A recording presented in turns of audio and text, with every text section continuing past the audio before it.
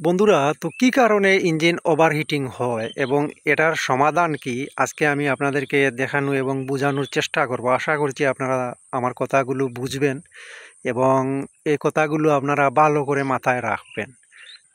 তো প্রথমে আমি আপনাদেরকে একটা বিষয় দেখাই। ইঞ্জিন ওভারহিট হবে, এই যে দেখুন এখানে আমাদের ফেইন বেল আছে, এই যে আমাদের বিবেল।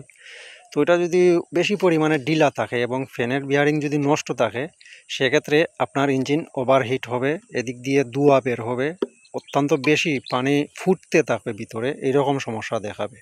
তো আপনারা এটা দেখতে হবে, এটা কতটুকু পরিমাণে ঢিলা হয়েছে ওটা দেখতে হবে, ভালো করে একটু টাইট করে দেবেন।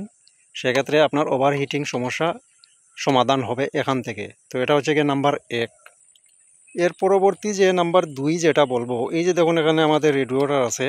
তো এই জায়গাটা কাদাতে, অত্যন্ত বেশি কাদা যখন লাগে এই জায়গাটা বন্ধ হয়ে যায়, তখন আমাদের যে পপুলার আছে, যেটা আমাদের ফ্যান আছে, এটা কিন্তু এই দিক দিয়ে বাতাস টেনে নিতে পারে না এখানের ময়লার কারণে। তো আমাদের উচিত হচ্ছে এখানে ভালো করে এটা পরিষ্কার করতে হবে, ভালো করে পরিষ্কার করতে হবে, যাতে এদিক দিয়ে বাতাস চলাচল ভালোভাবে হয়।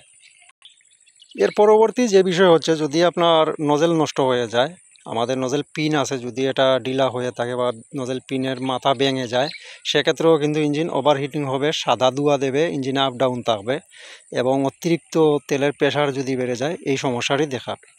তো আমাদের এগুলা থেকেও আসে, আমাদের তেল কন্ডিশন থেকেও কিন্তু ইঞ্জিন ওভারহিটিং সমস্যা আসে। তারপরে হচ্ছে আমাদের যদি রিং নষ্ট হয়ে যায়, সিলিন্ডার নষ্ট হয়ে যায়, পিস্টন নষ্ট হয়ে যায়, সেক্ষেত্রেও ইঞ্জিন অতিরিক্ত হিট হবে এবং ইঞ্জিনে সমস্যা দেখাবে, মোবিল খাবে, এইরকম সমস্যাগুলো আপনাদেরকে দেখাবে।